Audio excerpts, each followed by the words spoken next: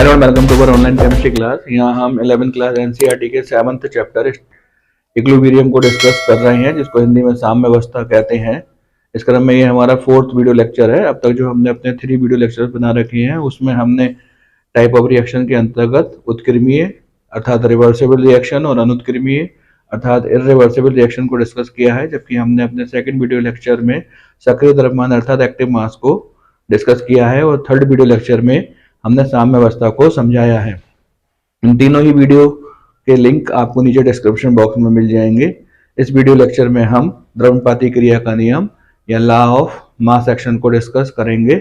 इस video lecture को देखने से पहले आप उन तीनों वीडियो लेक्चर्स को अवश्य देखिएगा, जिससे कि आपका इस वीडियो लेक्चर के प्रति कॉन्सेप्ट क्लियर हो सके। जैसा कि आप सामने ग्रीन बोर्ड पर देख रहे हैं, द्रव्यपाती क्रिया का नियम law of mass action Woodworth और बागे नाम के 2 साइंटिस्ट ने दिया। उन्होंने बहुत सारी उत्क्रमणीय अभिक्रियाओं का अध्ययन किया और अपने एक्सपेरिमेंट के आधार पर उन्होंने इस नियम को दिया। इस नियम के अंतर्गत उन्होंने बताया कि स्थिर ताप पर किसी पदार्थ के अभिक्रिया करने की दर या क्रिया करने की दर या गति उसके सक्रिय द्रव्यमान के समानुपाती होती है, तथा रासायनिक अभिक्रिया की गति या दर अभिकारी पदार्थों अर्थात रिएक्टेंट के सक्रिय द्रव्यमानों के गुणनफल के समानुपाती होती है। तो आप इस नियम को इसी प्रकार से लिख लेंगे और इसको हम आगे समझने का प्रयास करते हैं। तो जैसा कि हमने अपने 2nd वीडियो लेक्चर में सक्रिय द्रव्यमान को डिस्कस किया था और बताया था, यदि किसी व्यक्ति के पास अधिक पैसे हैं और वह उनको खर्च कर सकता है, तो हम कह सकते हैं कि उसकी शॉपिंग करने की जो गति होगी या उसकी खरीदारी करने की जो दर होगी वह अधिक होगी। तो इसी प्रकार से सक्रिय द्रव्यमान होता है।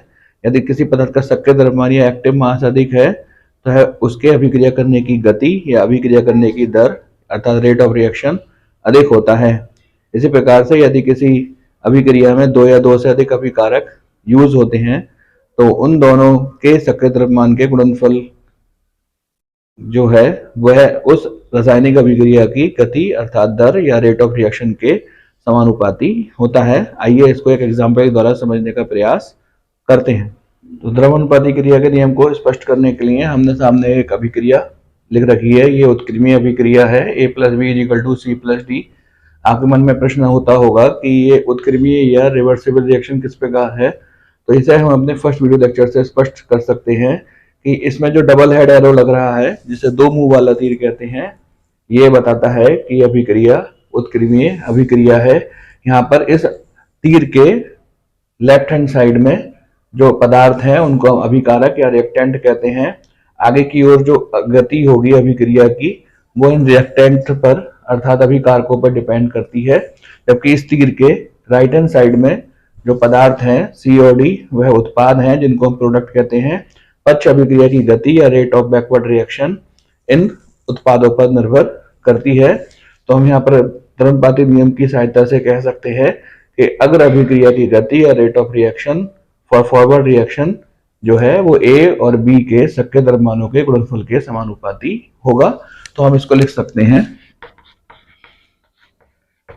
अग्र अभिक्रिया की दर समानुपाती A और B के सक्रिय द्रव्यमान के गुणनफल के, इसको हम शॉर्ट फॉर्म में रेट ऑफ फॉरवर्ड रिएक्शन समानुपाती A का सक्रिय द्रव्यमान इंटू B का सक्रिय द्रव्यमान, समानुपाती का चिन्ह हटाएंगे तो एक नियतांक लगा देंगे Kf, जिसको वेग स्थिरांक कहते हैं।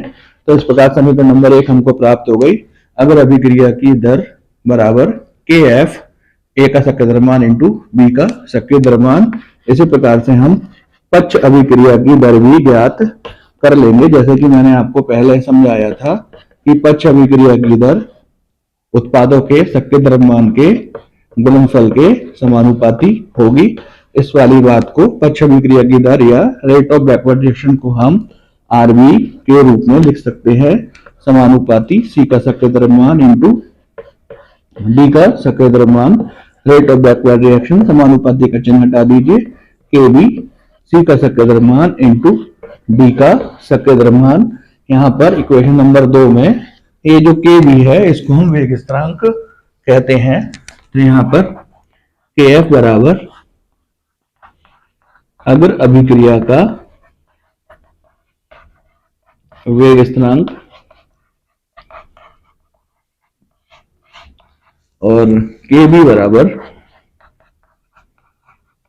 पक्ष अभिक्रिया का वेग स्थिरांक। ये वेग स्थिरांक या वेलोसिटी कांस्टेंट क्या होता है, इसे हम अपने आगे वाले वीडियो लेक्चर में समझने का प्रयास करेंगे। तो हम जानते हैं कि साम्यावस्था पर अगर अभिक्रिया की दर और पक्ष अभिक्रिया की दर आपस में समान हो जाती है तो हम कह सकते हैं साम्यावस्था पर rate of forward reaction equal to rate of backward reaction.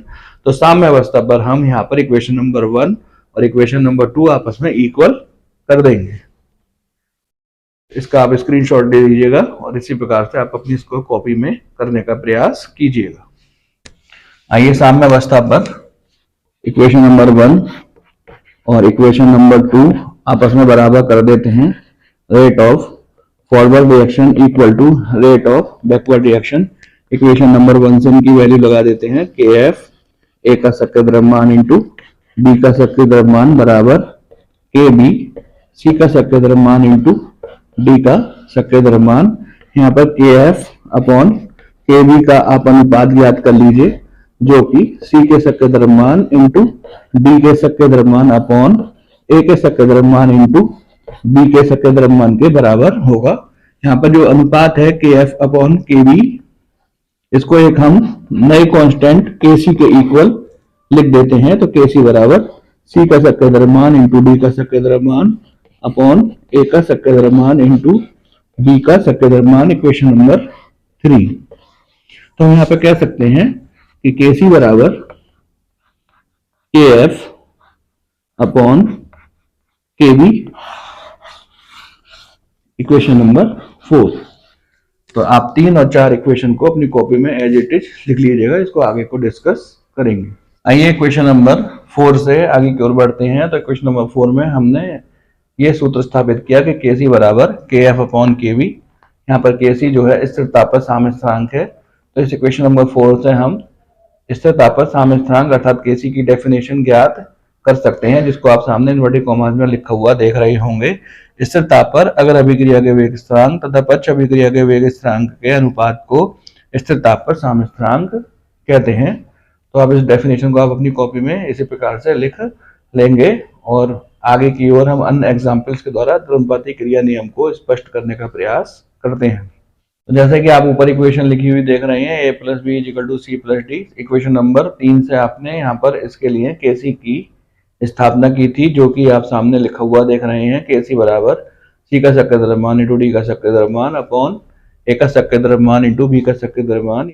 यदि आप इक्वेशन नंबर 3 को ध्यान से देखेंगे तो आप पाएंगे कि जो उत्पादों के शक्ति द्रव्यमान होते हैं वह ऊपर की ओर आते हैं, जबकि अभिकारकों के शक्ति द्रव्यमान नीचे की ओर आते हैं। आपके कॉन्सेप्ट को क्लियर करने के लिए हमने यहाँ पर कुछ और रिएक्शंस लिख रखी हैं, जैसे A + A = B + B। यदि हम इसका साम्य स्थिरांक की गणना करें तो B का शक्ति द्रव्यमान इंटू B का शक्ति द्रव्यमान अपॉन A का शक्ति द्रव्यमान इंटू A का शक्ति द्रव्यमान। इस वाली इक्वेशन को हम इस प्रकार से लिख सकते हैं 2A = 2B। तो इस वाली इक्वेशन को भी हम KC की वैल्यू को हम इस प्रकार से लिख सकते हैं B के शक्ति द्रव्यमान की घात 2 बटे A के शक्ति द्रव्यमान की घात 2। तो यहाँ पर जो अभिकारकों के आगे जो अणुओं की संख्या है या उत्पादों के आगे जो अणुओं की संख्या है वो शक्ति द्रव्यमान के ऊपर घात के रूप में चली जाती है। और एक इक्वेशन हमने सामने लिख रखी है, आइए उसको डिस्कस करते हैं। यदि हम इसको शॉर्ट फॉर्म में लिखें 2A + 2B = 2C + 2D, तो इसके लिए यदि हम KC की वैल्यू निकालें तो C और D जो यहाँ पर उत्पाद हैं जिनके अणुओं की संख्या 2 है, तो C के शक्ति द्रव्यमान की घात 2 इंटू D के शक्ति द्रव्यमान की घात 2 अपॉन A और B यहाँ पर अभिकारक हैं जिनके अणुओं की संख्या 2 है, A के शक्ति द्रव्यमान की घात 2 इंटू B के शक्ति द्रव्यमान की घात 2। तो इन दोनों एक्सपेरिमेंट से या एग्जाम्पल से हमने ये सीखा कि अभिकारकों का या उत्पादों के अणुओं की संख्या जो होती है वह शक्ति द्रव्यमान के ऊपर घात के रूप में चली जाती है। आइए एक और एग्जाम्पल के द्वारा इसको स्पष्ट करने का प्रयास करते हैं।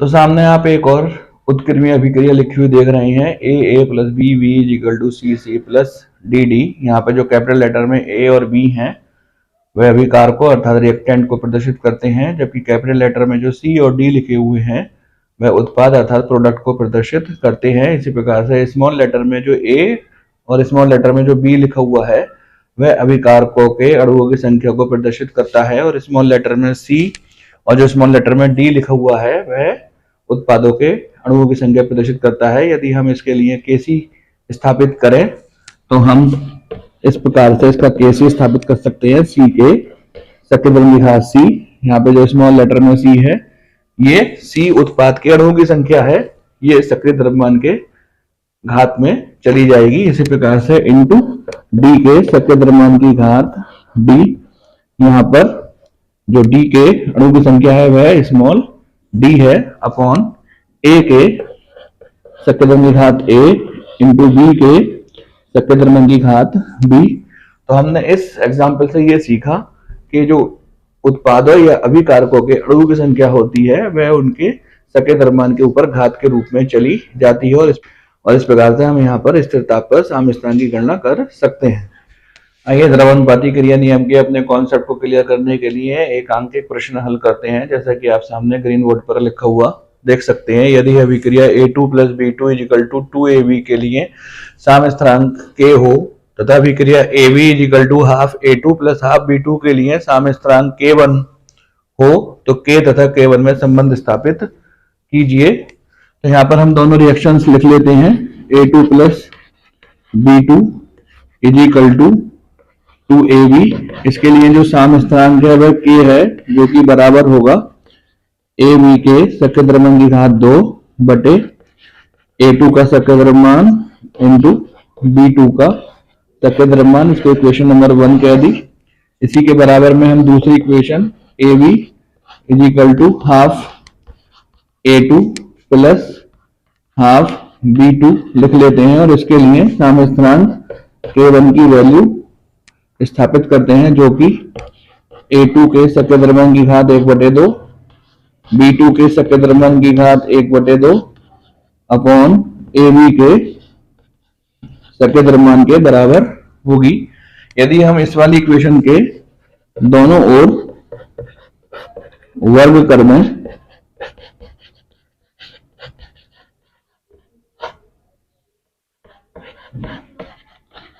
हम देखेंगे K1 स्क्वायर बराबर A2 का सक्रिय द्रव्यमान इंटू B2 का सक्रिय द्रव्यमान अपॉन AB के सक्रिय द्रव्यमान की घात 2। यदि हम अपनी इक्वेशन नंबर 1 देखें तो आप ये पाएंगे कि इस इक्वेशन का जो व्युत्क्रम है वह ये होगा। तो हम लिख सकते हैं K1 square is equal to 1/K, या स्क्वायर यदि हम और सॉल्व करें तो हम लिख सकते हैं K1 is equal to under root 1/K। तो अभिक्रिया A2 plus B2 is equal to 2AB, जिसके लिए साम्य स्थिरांक K है, और अभिक्रिया AB is equal to half A2 plus half B2, जिसके लिए साम्य स्थिरांक K1 है। दोनों में जो रिलेशन होगा वह आप सामने ग्रीन बोर्ड पर देख सकते हैं। K1 बराबर अंडर रूट 1/K। आइए नेक्स्ट जो न्यूमेरिकल है उसको डिस्कस करते हैं। जैसे कि आप सामने ग्रीन बोर्ड पर देख रहे हैं, अभिक्रिया 2NH3 is equal to N2 plus 3H2 के साम्य स्थिरांक के मात्रक को ज्ञात कीजिए। तो ये एक अच्छा न्यूमेरिकल है।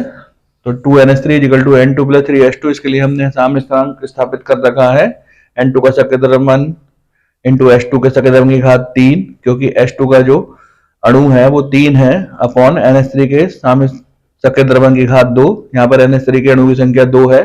हम जानते हैं कि सक्रिय द्रव्यमान की इकाई मोल प्रति लीटर होती है। तो यहाँ पर मोल प्रति लीटर नाइट्रोजन का सक्रिय द्रव्यमान और मोल प्रति लीटर हाइड्रोजन के सक्रिय द्रव्यमान की घात 3 अपॉन मोल प्रति लीटर। यहाँ पर NH3 का सक्रिय द्रव्यमान 2 है, तो यहाँ पर घात 2 कर दीजिए। तो मोल प्रति लीटर की घात ऊपर 4 हो गई और नीचे मोल प्रति लीटर की घात 2 हो गई। तो ये मोल प्रति लीटर की घात 2 अर्थात mole square litre inverse square इसका Kc का मात्रक होगा। आइए नेक्स्ट अंक एक प्रश्न की बात करते हैं जिसमें H2 + I2 = 2HI अभिक्रिया के लिए H2 I2 और HI की सांद्रताएं दे रखी हैं जो कि 9 मोल प्रति लीटर, 3 मोल प्रति लीटर तथा 27 मोल प्रति लीटर हैं। तो इनके साम्यवस्थान की गणना करने को हमसे कहता है। तो अभिक्रिया H2 + I2 = 2HI के लिए हम Kc स्थापित कर लेते हैं जो कि HI के शक्ति द्रव्यमान की घात 2 अपॉन H2 का शक्ति द्रव्यमान इंटू I2 का शक्ति द्रव्यमान के बराबर होगी। यहाँ पर जो HI के शक्ति द्रव्यमान है वो 27 मोल प्रति लीटर है, तो 27 की घात 2 अपॉन जो हाइड्रोजन का शक्ति द्रव्यमान है वो 9 और जो आयोडीन का शक्ति द्रव्यमान है वह 3। इसको हम 27 गुणा 27 के इक्वल लिख लेंगे, 9 गुणा 3 9 × 27। तो इसका जो शक्ति साम्यवस्थानिक आएगा वह 27 आएगा। तो एक बहुत ही इजी न्यूमेरिकल है, इसको आप कर सकते हैं। इस प्रकार ये वीडियो लेक्चर यहाँ पर कंप्लीट होता है। अब जब हम अपने नेक्स्ट वीडियो लेक्चर में मिलेंगे तो Kc और Kp में रिलेशन की बात करेंगे। आप जानते हैं Kc स्थिर ताप पर साम्यवस्थानिक है जबकि Kp स्थिर दाब पर साम्यवस्थानिक होता है। इन दोनों में क्या संबंध है, अपने नेक्स्ट वीडियो लेक्चर में हम उसको डिस्कस करेंगे। इस वीडियो लेक्चर से संबंधित यदि आपको कुछ पूछना है या आपको कुछ प्रॉब्लम है तो आप कमेंट बॉक्स में या फिर व्हाट्सएप ग्रुप पर पूछ सकते हैं।